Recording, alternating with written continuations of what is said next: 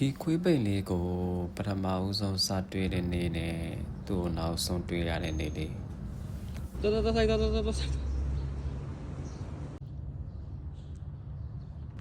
ပုံမှန်ကျွေးပေးနေကြ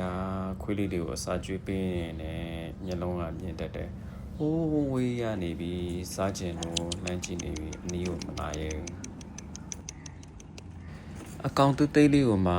နိုင်ရိုးတွေအပြိုင်ပြိုင်ကိုဝေးရနေတော့လှမ်းမြင်နေရတယ်။စားကျင်ရဲ့နဲ့အနားလည်းမလာရဲ့ခွေးချစ်ချင်းကိုလည်းအရင်ကြောက်တယ်လူတွေဆိုရင်တော့ပြောမနေနဲ့ခြေတံကြတာနဲ့ကြုံလဲခြုံလဲပြေပုံတယ်မြောင်းနေတယ်စင်ပုံတယ်ကျွေးပေးကျင်တာထက်စားစိတ်ကျင်တဲ့စိတ်ကြောင့်မစားရတဲ့ငှက်ကြတဲ့အကောင်လေးတွေကိုပို့ပြီးအပင်ပန်းခံအချိန်ကုန်လူပန်းခံပြီးတော့လိုက်ကျွေးပေးဖြစ်တယ်မစားရမရှိရလေအောင်အချိန်ကိုကုန်ခံပြီးတော့ကူးတကားနဲ့အောင်လိုက်ကျွေးပေးဖြစ်တယ်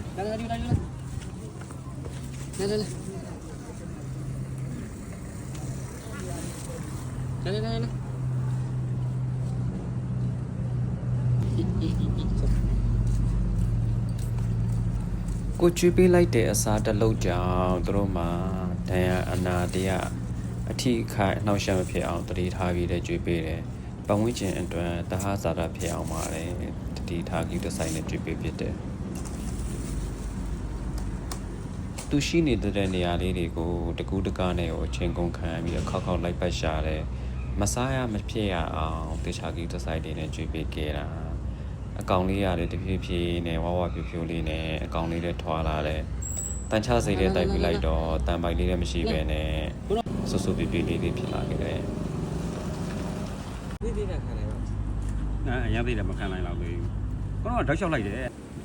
တခါတလေတရက်ကနေ2ရက်2ရက်ကနေ3ရက်ထိပြောက်သွားတယ်ဆိုပေမဲ့ပြန်ပြီးရောက်လာတယ်ကျူးတဆိုင်လေးနဲ့ကြွေးပြီးတော့အကောင်လေးတကယ်ချစ်စရာလေးဖြစ်လာတယ်ကိုတွေ့ရင်လည်းကြိုးဆိုတတ်လာတယ်ဒါပေမဲ့အခုသူလေးကိုမတွေ့တာ3-4ပတ်မကတော့ဘူးဆိုတော့လေးဒီဘဝဒီဖြစ်ဆိုတွေကနောက်ဆုံးဖြစ်ပါစေကွယ်ကောင်းအောင်ပုံဘဝတွေမှာပဲရှင်သန်နိုင်ပါစေလူသားဆန်စိတ်နဲ့မေတ္တာထားပေးနိုင်တဲ့လူပိသားတဲ့နေရာတွေမှာပဲရှင်သန်နိုင်ပါစေကွယ်